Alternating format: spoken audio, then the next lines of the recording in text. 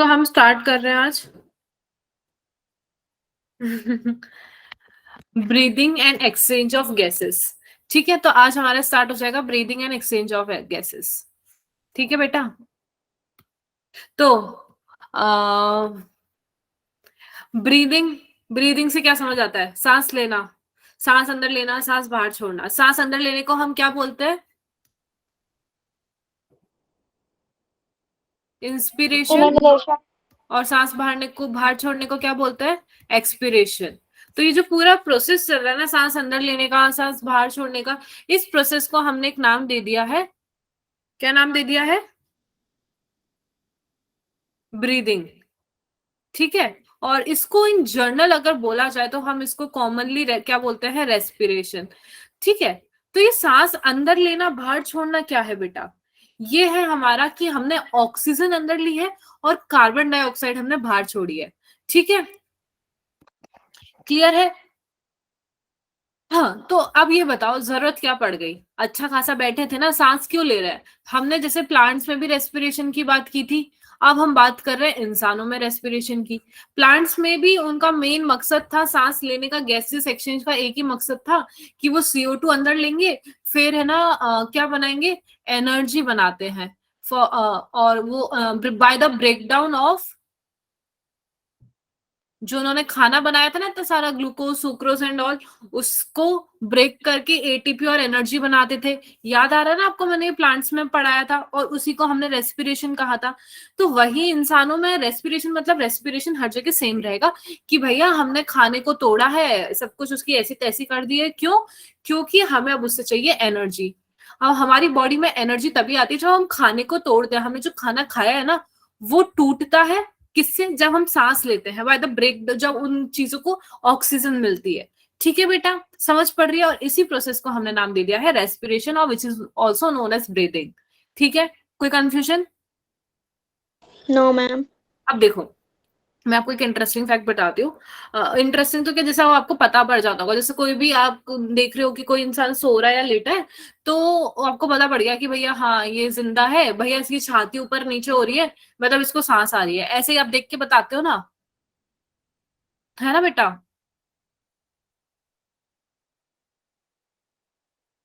हाँ ना, तो बोलो। है ना? तो देखो, ये तो सही तरीका है बताने का। पर पता है कभी कभार क्या होता है, लाइक से जैसे अभी कोई पेशेंट है ना, हाँ right, chest, that is known as chest, है ना? तो अब जैसे कोई पेशेंट है वेंटिलेटर पे, पता है ना आपको वेंटिलेटर क्या होता है? वेंटिलेटर पता है आपको क्या होता है? हाँ, तो जैसे पेशेंट होता है वेंटिलेटर पे, अगर पेशेंट, तो हाँ बोलो ना समीर। तो पता है क्या होता है, अब आप देखते हो कि वेंटिलेटर क्या है कि हमारे माउथ में है ना, या तो सर्जिकल होता है या फिर विदाउट सर्जिकल होता है, तो डाला है ताकि हमारे को सांस आती रहे आती रहे आती रहे। तो पता है क्या होता है, कभी कभार ना पेशेंट डेड भी हो जाता है, पेशेंट इस दुनिया से निकल जाता है, फिर भी है ना, पता है वेंटिलेटर की वजह से ना वो सांस लेता रहता है, लेता रहता है, लेता रहता है। और हमें लगता है, अगर उसको चेक ना किया जाए, अगर नहीं देखा जाए, तो हमें लगता है कि पेशेंट जिंदा है। जैसे कुछ लोग होते हैं, अपन मेडिकल में तो है ना, लोगों को बोला जाता है कि हमें पता रहता है कि हाँ भैया डेड हो गया, क्योंकि हम मॉनिटर्स वगैरह देख के बता देते हैं, गया रेस्पिरेटेड, हार्ट रेट। पर जैसे कोई उसके मिलने वाला है, उसको तो नहीं पता, वो तो देख रहा है कि भैया पेशेंट अभी भी सांस ले रहा है, देखो पेशेंट की तो अभी भी सांसें चल रही है। अपन देख रहे हैं पेट ऊपर नीचे हो रहा है, चेस्ट ऊपर नीचे हो रही है, तो वो वेंटिलेटर की वजह से हवा अंदर बाहर होती रहती है, तो भी पेशेंट मरने के बाद उसके अंदर प्रोसेस चलता रहता है। समझ आ रही है बात? ऐसी चीजें हो जाती है। चलो, तो अब आते हैं रेस्पिरेटरी ऑर्गन पे। तो जो बेटा रेस्पिरेटरी ऑर्गन है ना, तो जो रेस्पिरेटरी ऑर्गन कौन सा है? ये बताओ, रेस्पिरेटरी ऑर्गन कौन सा है?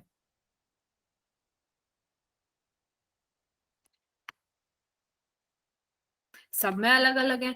जैसे रेस्पिरेटरी ऑर्गन ना, कहीं कहीं देखो स्किन भी होता है, कोई कोई होता है जो स्किन के थ्रू रेस्पायर करते हैं, कोई कोई गिल्स के थ्रू रेस्पायर करते हैं, कोई कोई लंग्स के थ्रू रेस्पायर करते हैं। तो अलग अलग मोड्स है कि आर्थ्रोपोड्स अलग रेस्पायर करेंगे, फिशेस अलग करेंगी, एम्फीबियंस अलग करेंगे, मैमल्स अलग करेंगे, ठीक है, और ह्यूमन बींग्स अलग करेंगे, इंसान, ठीक है, समझ पड़ रही है बात।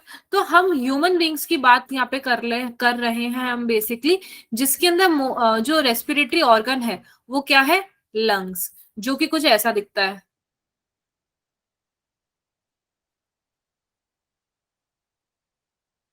समझ पड़ रही है बात, समझ पड़ गई, ठीक है। तो देखो, अब ह्यूमन रेस्पिरेटरी सिस्टम की अगर हम बात करें तो सबसे पहले ये कहाँ से शुरू होता है, हमारे नॉस्ट्रिल से, ठीक है। यहाँ से हमारे देखो ये जो नॉस्ट्रिल है, नॉस्ट्रिल से शुरू होगा, फिर ये नॉस्ट्रिल अंदर जाता है, तो इसको हम बोलते हैं नेजल पैसेज। तो बेटा इस नेजल पैसेज के अंदर ना, ये जो हमारे टनल जा रही है नाक के अंदर, इसके अंदर बहुत सारे हेयर्स हैं। तो ये हेयर्स बेसिकली क्या काम कर रहे हैं, हमारे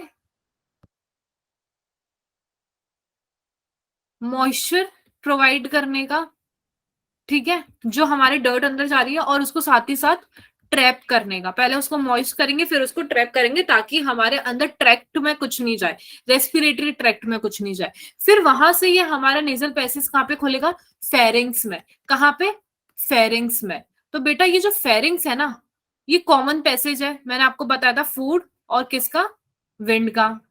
फिर नेजल पैसेज से कहाँ पे जाएगा हमारी सांस कहाँ पे जाएगी, ये खुलेगा लैरिंग्स में। कहाँ पे खुलेगा बेटा, लैरिंग्स में। लैरिंग्स को साउथ में क्या कहा जाता है, साउंड बॉक्स भी कहा जाता है। क्या कहा जाता है, तो आप ये जो आवाजें निकाल रहे हो ना, इसको कहा जाता है, क्या कहा जाता है बेटा, साउंड बॉक्स। लग रहा है मेरा फोन वाइब्रेट। ठीक है। फिर जैसे मैंने आपको लास्ट चैप्टर में बताया था, जब आप खाना खाते हो तो ग्लॉटिस पे ना कवरिंग होती है, which is also known as epiglottis, to prevent the entry of food into the wind pipe. ठीक है, यहाँ तक तो क्लियर है। अब फेरिंग से खाना गया, विंड हवा गई है लेरिंग्स में, लेरिंग्स के बाद कहाँ पे जाएगी बेटा, हमारा जाएगा ट्रेकिया में। आपके सामने डायग्राम है, मैं साथ में ना डायग्राम भी खोल रखा है बेटा।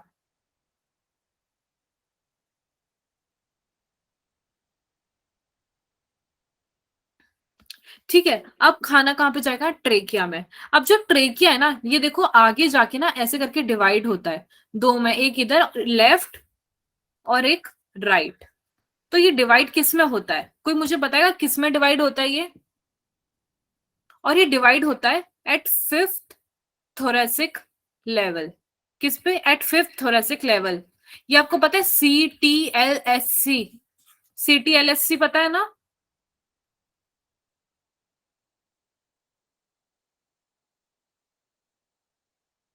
हाँ ना बोलो बच्चा, हाँ ना बोलो, पता है कि नहीं पता है।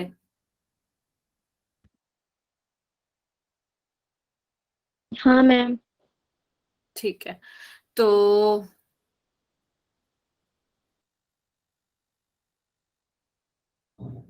हाँ, तो ये फिफ्थ थोरेसिक लेवल पे जाके क्या होता है, डिवाइड होता है राइट और लेफ्ट में। तो जब ये डिवाइड होता है, तो सबसे पहले किस में डिवाइड होगा ये, ब्रोंकाई में। किस में डिवाइड होगा ये, ब्रोंकाई में। ठीक है बेटा, ये हो गया ब्रोंकाई में डिवाइड। अब ये जो आगे ब्रोंकाई है, ये है पहले सबसे प्राइमरी ब्रोंकाई। अब ये जो प्राइमरी ब्रोंकाई किस में डिवाइड हो जाएगा, सेकेंडरी ब्रोंकाई। सेकेंडरी किस में होगा डिवाइड, टर्शरी ब्रोंकाई। ठीक है बेटा, और ये जो टर्शरी ब्रोंकाई है, ये किस में टर्मिनेट हो जाएगा, ये डिवाइड होगा ब्रोंकियोल्स में। किस में बेटा, ब्रोंकियोल्स में। समझ पड़ रही है बात। और ये जो लास्ट है ब्रोंकियोल्स, यहां तक समझ आ रहा है ना। Yes ma'am. ब्रोंक्यूल्स के बाद में बेटा ये आगे आ जाता है हमारे क्या, एल्वियोलाई। क्या आ जाता है, एल्वियोलाई।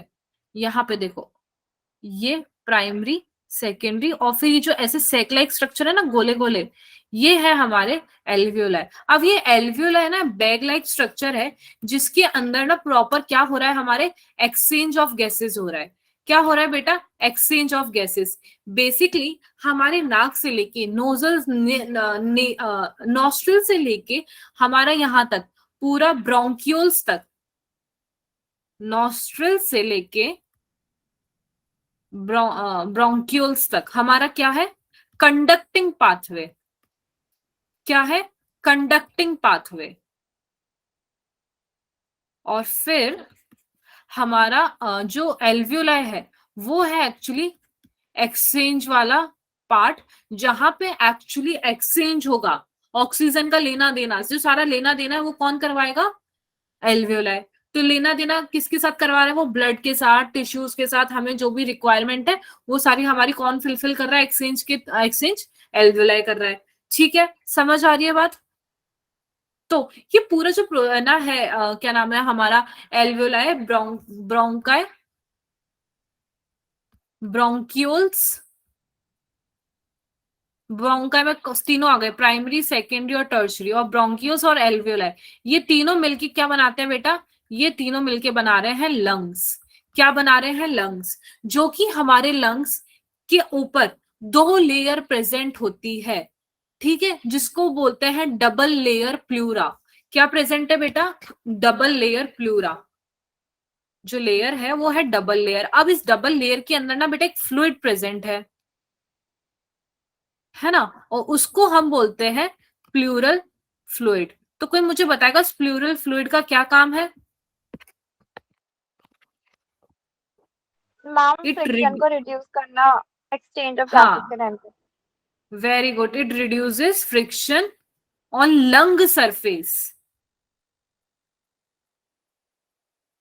ठीक है, तो देखो बेटा, ये जो लंग्स है ना, ये देखो लंग्स है किसके अंदर प्रेजेंट है? ये प्रेजेंट है थोरेसिक कैविटी के अंदर। जैसे ये लंग्स मान लो और ये एक थोरेसिक कैविटी मान लो। ये जो थोरेसिक, अपन यहाँ पे बताती हूँ मैं, जगह दिख रहा है क्या यहाँ पे? यहाँ पे नहीं बताती हूँ, रुको। ये मान लो आपके लंग्स है ना, और ये लंग्स किस में प्रेजेंट है? आपके थोरेसिक कैविटी में प्रेजेंट है। ये रहे लंग्स और ये प्रेजेंट है थोरेसिक कैविटी के अंदर। ठीक है, समझ पड़ रही है बात? ये ताकि समझ पड़ो, मैं उसको उसके हिसाब से बता रही हूँ मैं आपको। थोड़ा डायग्राम और समझने के हिसाब से और क्लियर बनाती हूँ, रुको। जैसे मानो ये लंग्स है और यही, बेटा किसका माइक चालू है एक बार देखो, बेटा माइक बंद करो।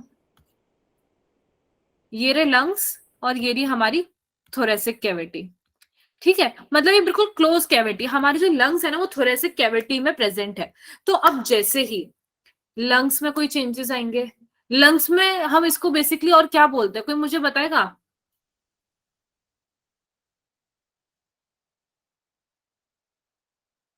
जहां पे लंग्स की बात आती है उसको हम एक और नाम देते हैं।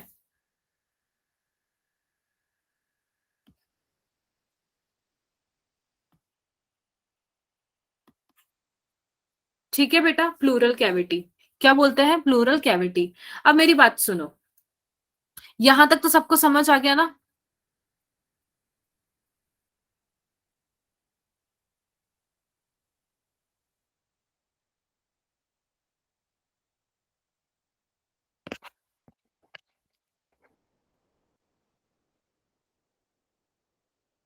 देखो, तो अब ये एक एयरटाइट चैम्बर है, जो थोरेसिक कैविटी है ना, ये एयरटाइट चैम्बर है, एयरटाइट चैम्बर।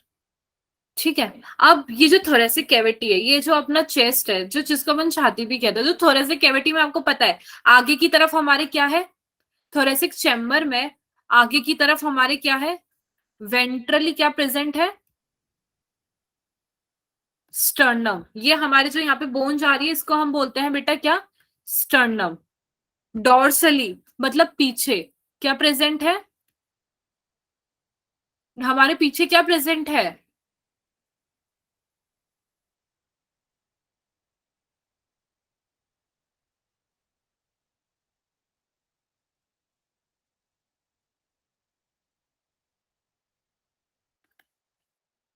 Ventral column. ठीक है, हाँ, बैकबोन जिसे हम बोलते हैं। ठीक है, फिर हमारे साइड में लेटरली क्या प्रेजेंट है? जब आप ऐसे दबाते हो लेटरली आपको क्या फील होता है? लेटरली हमारे को फील होता है रिब्स।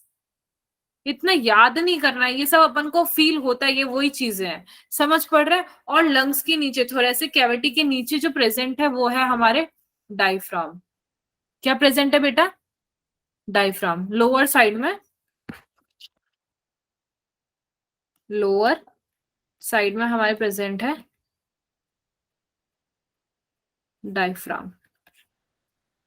ठीक है, क्लियर है सबको?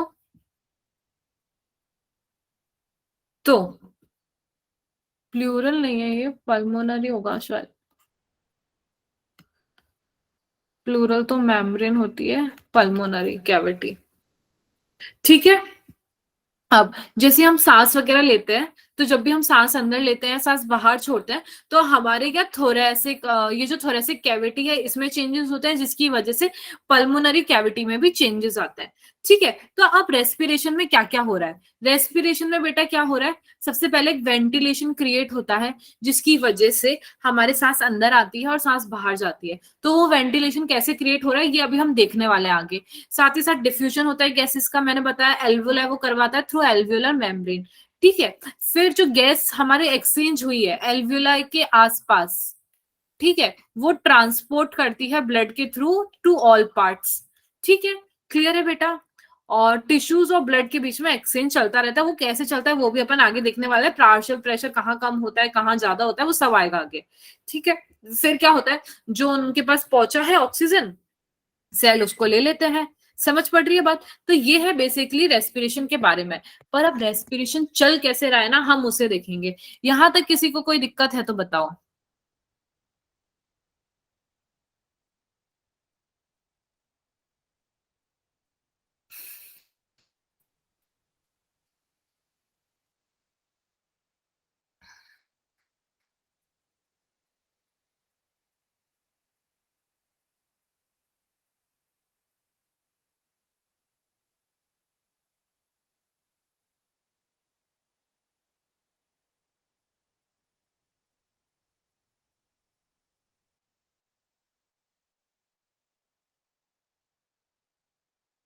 ठीक है।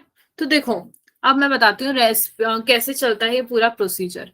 देखो, अब जैसे ही ना आप सांस लेते हो, क्या करते हो? आप जैसे ही क्या करोगे? इंस्पायर करोगे। जैसे ही आप देखो, सबसे पहले तो मैंने आपको बताया ग्रेडियंट क्रिएट होता है। ग्रेडियंट क्रिएट होने की वजह से क्या होता है आपको पता है, चीजें high gradient to lower gradient जाती है। कोई भी चीज है ना, ऐसे नहीं जहाँ पे कोई भी ज्यादा चीज है वो अपने आप जहाँ पे कम प्रेशर है वहां पे पहुंच जाएगी। तो ग्रेडियंट मतलब यहाँ पे कंसंट्रेशन ग्रेडियंट नहीं, यहाँ पे प्रेशर ग्रेडियंट क्रिएट हो रहा है। तो लेट से अगर बाहर इन्वायरमेंट का प्रेशर ज्यादा है और अंदर हमारे चेस्ट में प्रेशर कम है, तो ऑटोमेटिकली जो हवा है अंदर से हमारे बाहर से हमारे अंदर आ जाएगी। और अगर हमारे हाई प्रेशर ग्रेडियंट हमारे चेस्ट के अंदर है और बाहर कम है एटमॉस्फेयर में, तो हमारे बाहर से अंदर से बाहर चले जाएगा। ठीक है। तो बेसिकली हमारा जो इंस्पिरेशन हो रहा है वो किसकी वजह से हो रहा है? नेगेटिव प्रेशर ग्रेडियंट क्रिएट होने की वजह से। यानी कि हमारे चेस्ट में प्रेशर क्या है? कम है। और एनवायरमेंट में प्रेशर ज्यादा है। तो ज्यादा से अंदर है ना वो चला जाएगा और हम इंस्पायर करेंगे। और एक्सपिरेशन में क्या होगा? एक्सपिरेशन में बेटा ये होगा कि हमारे एनवायरमेंट में प्रेशर कम है और हमारे चेस्ट में प्रेशर बहुत ज्यादा है। तो वो एक्स्ट्रा जो एयर है उसको बाहर रिलीज करेगा। समझ पड़ रही है बात? तो यहां तक समझ पड़ा ना? तो अभी जो पूरा प्रोसेस है ये अकेले ऐसा नहीं है कोई कर रहा है, बहुत सारी चीजें हैं जो मिलके कर रही है। लेट से डायफ्राम इसके अंदर हेल्प कराता है ना? और कुछ मसल्स हैं जो इसके अंदर हेल्प करा रहे हैं। तो कोई मुझे बताएगा वो कौन कौन से मसल है जो इसके अंदर हेल्प करा रहे हैं?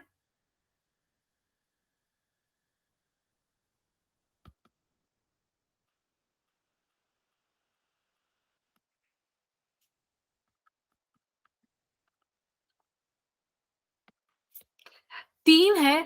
Diaphragm, external intercostal and internal intercostal muscle. ये तीनों, ये पूरा प्रोसेस ना मिलके संभाल रहे हैं भैया। तीनों भाई बंद है कि अपन सब साथ में करेंगे, अपन में से कोई किसी को साथ नहीं छोड़ेगा। ठीक है, करण अर्जुन टाइप। समझ पड़ रही है बात? तो देखो अब यहां से देखते हैं अपन।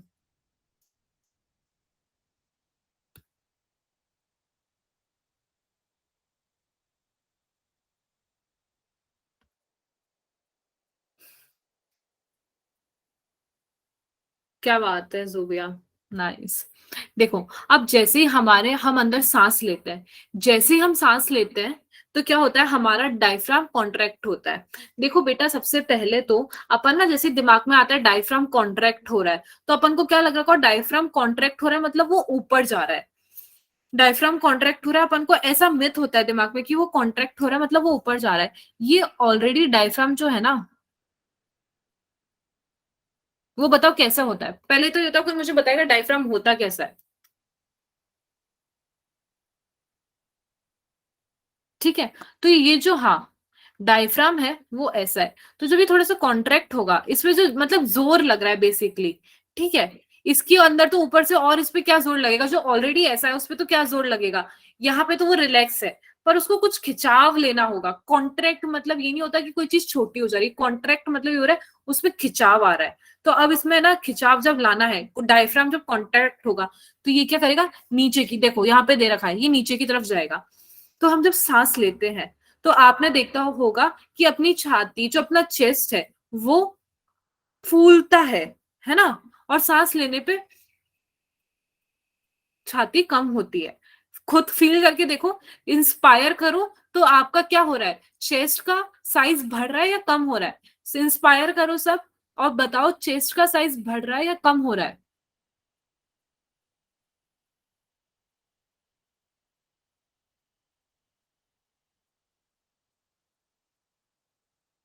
है ना। सबने इंस्पायर किया तो चेस्ट का साइज बढ़ रहा है। तो याद रखना, एग्जाम में आप भूलना नहीं, सांस लेके देख लेना, सांस लिए चेस्ट का साइज बढ़ रहा है, सांस छोड़िए चेस्ट का साइज कम हो रहा है। ठीक है, तो साइज ज्यादा क्यों हो रहा है, देखो, डायफ्राम कॉन्ट्रैक्ट हुआ, ठीक है, तो जिसकी वजह से क्या हुआ, जब वो नीचे खिंचा, तो बाकी यहाँ पे भी खिंचाव आया, जिसकी वजह से ये जो थोरेक्स का वॉल्यूम है, ठीक है, ये जो थोरेक्स का वॉल्यूम है, ये भी बढ़ गया है। ठीक है, और साथ ही साथ ये जो रिब्स है और स्टर्नम है, ये बाहर की तरफ खिंचता है। ये रिब्स और स्टर्नम जो लेटरली है, देखो आप खुद को यहाँ पे फील करके देखो, जब आप सांस अंदर की तरफ लो और साइड में हाथ लगाओ, तो ये आपको साइड में और फैलते हुए दिखेंगे, और जब आप सांस छोड़ोगे तो ये वापस अंदर की तरफ जाएंगे। लो, इंस्पायर करो, रिब्स और रिब्स साइड में आपके फैलेंगे। फैल रहा है नहीं, कि नहीं फैल रहा है।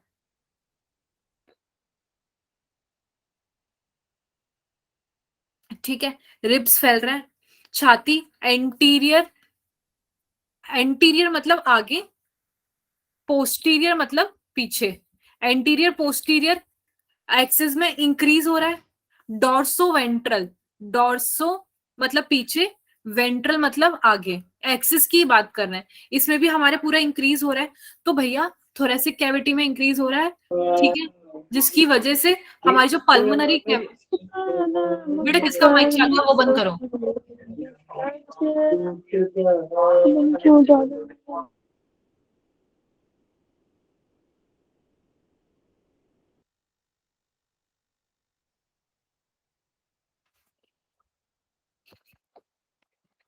देखो, तो अभी क्या हुआ, पल्मोनरी वॉल्यूम बढ़ा है हमारा, किस क्या, हाँ, क्या बढ़ा है हमारा, पल्मोनरी वॉल्यूम।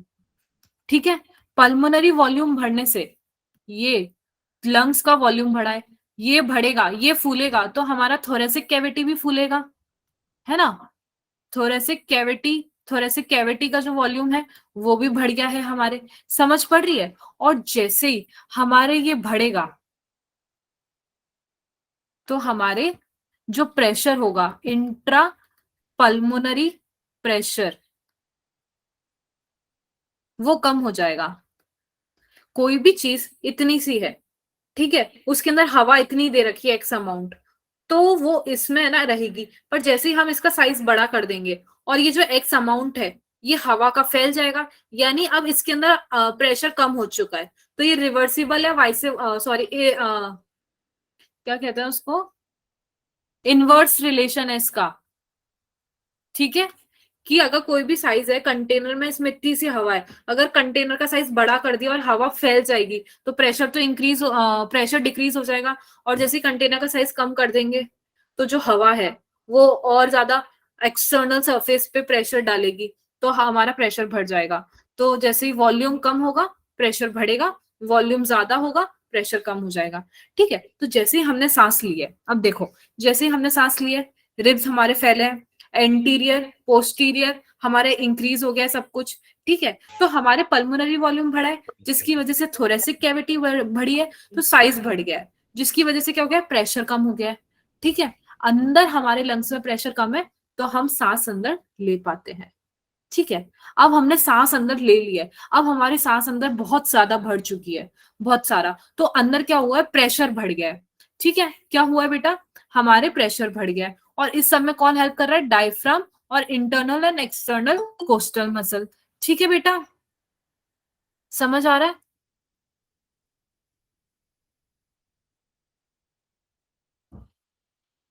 तो अब जब हमारा प्रेशर अंदर बढ़ जाएगा, और जब प्रेशर अंदर बढ़ेगा, तो हमारे क्या होगा, पल्मोनरी वॉल्यूम कम हो जाएगा, जिसकी वजह से थोरेसिक कैविटी कम हो जाएगा, तो फिर हम वापस उसको एक्सपायर कर देंगे अपने CO2 को। तो ये वाला प्रोसेस हमारे बॉडी में चलता है। तो ये एक्सपायर और इंस्पायर और एक्सपिरेशन का जो प्रोसेस है बेटा, हम 1 मिनट में कम से कम कितनी बार करते हैं, 12 से 16 बार करते हैं। तो इसी को हम बोलते हैं रेस्पिरेटरी रेट। क्या बोलते हैं हम, respiratory rate. Zubia, very very clear, ठीक है ना, वेरी वेरी क्लियर ना। देख लो, बता दिया इंस्पिरेशन क्या है, एक्सपिरेशन क्या है, सांस लेके देख लो और सांस छोड़ के भी देख लो, किसी को कोई दिक्कत आ रहा है कि नहीं मैं, मेरा तो ये कम ज्यादा हो जा रहा है, नहीं मेरा तो कुछ ऊपर ही नीचे चल रहा है, तो मुझे बता दो, मैं देख लूंगी अभी।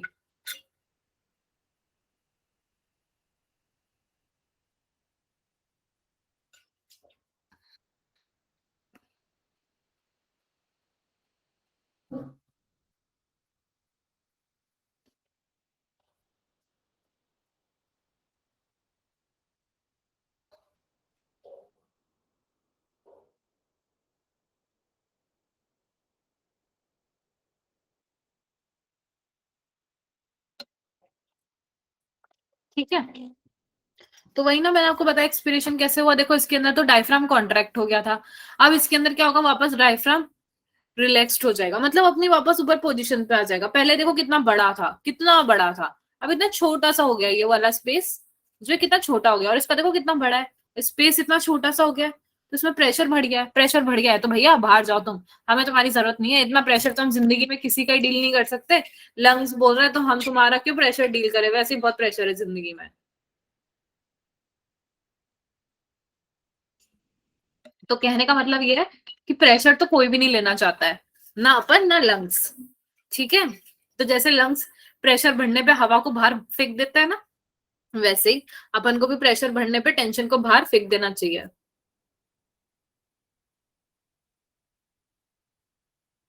समझ पड़ी यहाँ तक, किसी को कोई भी कंफ्यूजन, आगे बढ़े। हम्म। तो अब हम आते हैं रेस्पिरेटरी वॉल्यूम एंड कैपेसिटीज पे। टाइडल वॉल्यूम क्या होता है, हमने सांस ली है, ठीक है, नॉर्मली रेस्पायर कर रहे हैं, हम बैठे हैं एकदम शांति से अपन सर, हमने वॉल्यूम कोई भी इंस्पायर किया है और नॉर्मल एक्सपायर किया है, ठीक है। कितना कितना कर रहे हैं, कुछ अमाउंट होगा, कितना अमाउंट हमारे अंदर गया है, ठीक है, कितना अमाउंट हमारा बाहर आया है नॉर्मल रेस्पिरेशन में, उसको हम बोल दे रहे हैं टाइडल वॉल्यूम, जो कि होता है 500 ml। हम शांति से जो काम कर रहे हैं वो है हमारा टाइडल वॉल्यूम। अब इंस्पिरेटरी रिजर्व, रिजर्व मतलब कुछ दिमाग में आ रहा है, कुछ इकट्ठा हो रहा होगा या कुछ जानकर हमने करके रखा होगा, है ना। तो इंस्पिरेटरी मतलब अंदर सांस लेना, तो इंस्पिरेटरी रिजर्व वॉल्यूम क्या है कि हमने सांस ले रहे हैं, फिर हम और जोर से जो फोर्सिबल इंस्पायरेशन करते हैं ना और ज्यादा, वो हम कब तक कर सकते हैं। ऐसा तो है नहीं कि समीर ने सांस लेना शुरू करी और आधा घंटे तक वो सांस खींचता ही रहेगा, है ना, वही खिंच जाएगा अगर ऐसा वो करेगा तो, ठीक है। पर समीर क्या करता है कि वो 2500 से 3000 ml तक ही खींच सकता है अंदर तक सांस, तो उसको कहते हैं जो जबरदस्ती की सांस वो खींच रहा है लड़का, वो है 2500 से 3000। फिर अब ऐसा नहीं है समीर ने अंदर सांस ना खींच ली है जबरदस्ती की, तो वो जबरदस्ती की सांस छोड़ने लायक भी है, तो जबरदस्ती की एडिशनल वॉल्यूम ऑफ एयर जो नॉर्मल अपन छोड़ रहे हैं देखो, पर जोर जोर से जोर लगा के समीर जी जान लगा के जो जबरदस्ती की सांस छोड़ रहा है ना, उस वो है 1000 से 1100। अब आप सब एक काम करो, नॉर्मल इंस्पायर और एक्सपायर करके जबरदस्ती की सांस, पहले तो बहुत लंबा इंस्पायर करो, सब लंबा इंस्पायर करो, खींचो सांस, खींचो अंदर,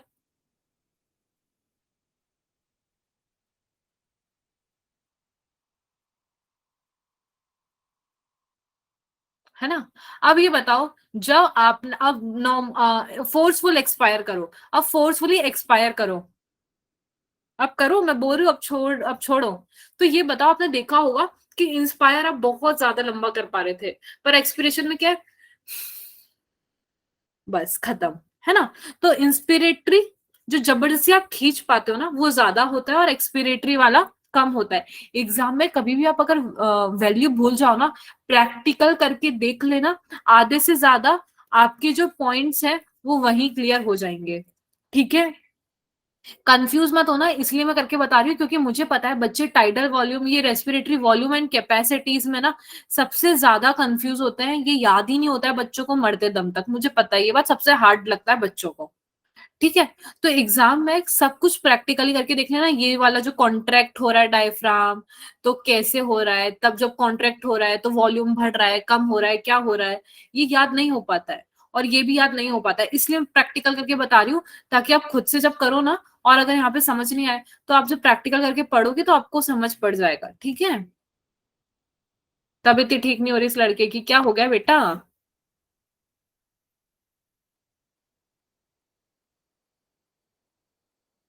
फिर रेजिडियल वॉल्यूम, देखो, अब आपने सांस जबरदस्ती अंदर ली, जबरदस्ती बाहर छोड़ी, तो ऐसा तो है नहीं कि लंग्स के अंदर कुछ रह नहीं गया होगा, अगर लंग्स के अंदर हमेशा ना कुछ अमाउंट प्रेजेंट होता है, अगर प्रेजेंट नहीं होगा ना, तो हमारे क्या कर जाएंगे, लंग्स कोलैप्स कर जाएंगे, लंग्स कोलैप्स कर जाएंगे तो वैसे ही आपकी डेथ हो जाएगी। तो हमेशा लंग्स में ना एक अमाउंट प्रेजेंट रहता है, ठीक है। तो उसको हम बोलते हैं रेजिडुअल, मतलब बचा कुचा, रेजिडुअल मतलब वैसे भी होता है बचा कुचा, तो जो बचा कुछ अमाउंट है वो होता है 1100 से 1200, ठीक है। फिर अब इसके अंदर जो वॉल्यूम्स है, इसके अंदर हम अलग अलग वॉल्यूम्स को ऐड कर करके ना, कोई भी वॉल्यूम, ये जो 4 वॉल्यूम है कौन से, 1 2 3 और 4, ये जो 4 वॉल्यूम है, इसको हम ऐड कर करके अलग अलग कैपेसिटी बना देते हैं, क्षमता बना देते हैं। तो इंस्पिरेटरी कैपेसिटी क्या है, कि आपने नॉर्मल एक्सपायर किया है,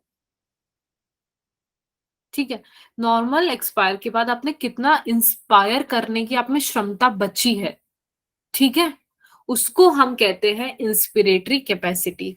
तो inspiratory capacity is tidal volume plus inspiratory reserve volume, ये देखो, इंस्पिरेटरी रिजर्व वॉल्यूम आएगा ही आएगा, और टाइडल वॉल्यूम, टाइडल वॉल्यूम तो मतलब ऑब्वियस आपको ऐड करना पड़ेगा, जो नॉर्मली अपन कर रहे हैं प्रोसेस, और एक होता है जबरदस्ती सांस लेने वाला, ठीक है। तो जब इंस्पिरेटरी कैपेसिटी, किसकी क्षमता कितनी है, अगर आपको बोले किसी की अंदर सांस खींचने की क्षमता कितनी है, कि भैया एक तो वो जो नॉर्मल काम कर रहा है वो क्या है, और उसमें जबरदस्ती वो सांस कितनी खींच रहा है, वो उसको ऐड कर दो, ठीक है। अब एक्सपिरेटरी का भी यही हिसाब किताब है, एक्सपिरेटरी कैपेसिटी का, वो बोलेगा कोई जबरदस्ती सांस खींचने की किसकी कितनी क्षमता है, तो भैया बोल दो कि वो नॉर्मली कितनी कर सकता है, उसके अंदर वो बता दो कि वो जबरदस्ती की बाहर कितनी छोड़ सकता है सांस, ठीक है। समझ पड़ रही है बात, ये याद हो गया आपको, ये दोनों, कि कैसे, ये याद नहीं होता है, ये याद नहीं होता है, मुझे पता है, इसलिए मैं आपको ऐसे याद करवा रही हूँ, है ना। कोई इंस्पिरेटरी क्षमता कोई बोलेगी क्षमता कितनी है, तो आप ये बोलोगे ना, भैया पहले तो ये बताओ आप नॉर्मली कितना कर सकते हो, फिर उसमें आप जबरदस्ती वाला ऐड कर दो, तो ये रहा नॉर्मली वाला और ये रहा जबरदस्ती वाला इंस्पिरेटरी का। फिर एक्सपिरेटरी में नॉर्मली ये रहा, फिर ये रहा जबरदस्ती वाला। फिर आ जाता है functional residual capacity, residual, functional residual capacity, ठीक है। अब आपने नॉर्मल एक्सपिरेशन किया, उसके बाद आपके लंग्स के अंदर कितना बच गया है, नॉर्मल एक्सपिरेशन करने के बाद आपके लंग्स में कितना बचा है, उसको हम बोल रहे हैं functional residual capacity. Residual capacity आए तो रेजिडुअल वॉल्यूम तो आएगा ही आएगा, है ना। और क्या मैंने बोला, फंक्शनल रेजिडुअल कैपेसिटी, मतलब कोई भी चीज, ऐसा तो है नहीं आप सांस ले रहे हो तब आप काउंट करोगे कि हमारे ना लंग्स में कितना बचा है, सांस छोड़ने के बाद ही आप काउंट करोगे ना कि हमारे लंग्स में कुछ बचा है कि नहीं बचा है।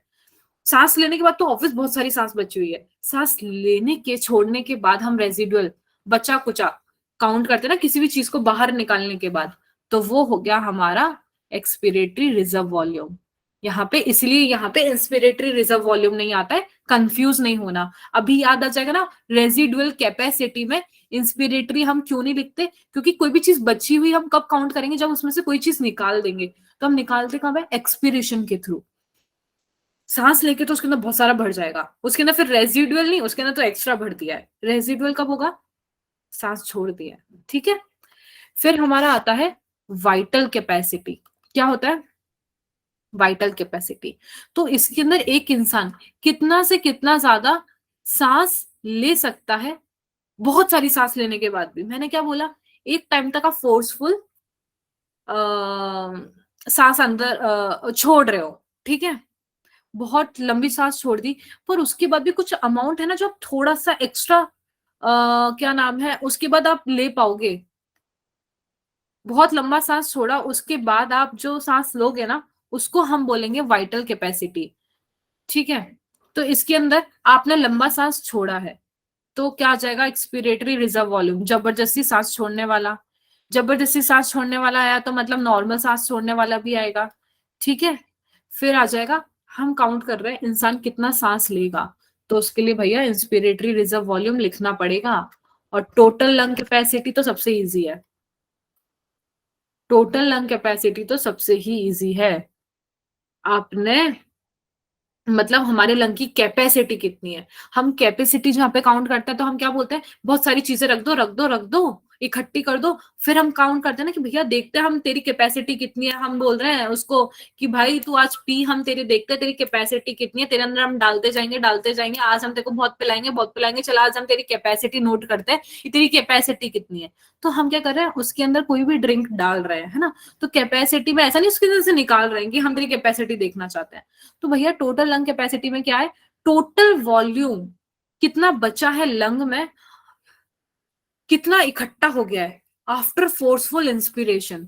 तो इसमें हमारा रेजिडुअल तो आएगा ही आएगा, फिर ईआर एक्सपिरेटरी रिजर्व वॉल्यूम भी आएगा, टाइडल वॉल्यूम भी आएगा, और इंस्पिरेटरी रिजर्व वॉल्यूम भी आएगा, ठीक है।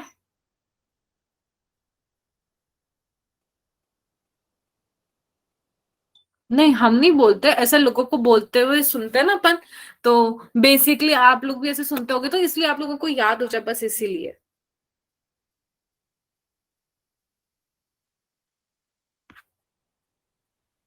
बॉयज में बेसिकली ये ज्यादा होता है। अंशु एग्जाम्पल है यार।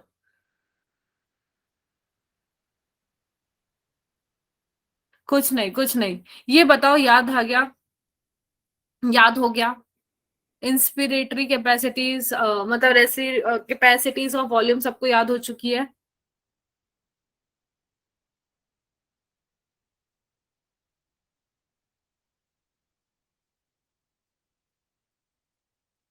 कोई कंफ्यूजन?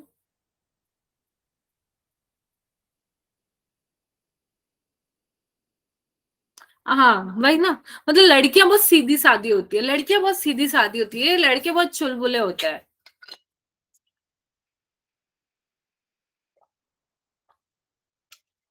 अच्छा जी।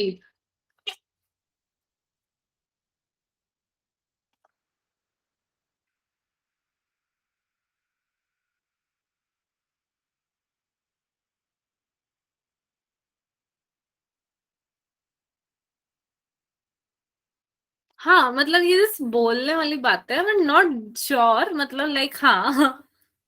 हमारे पास एग्जाम्पल है आपका राइट हैंड। यार right hand is a very nice guy actually.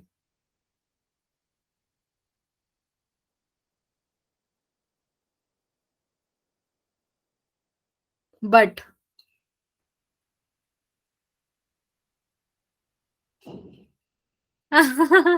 अच्छा ऐसा।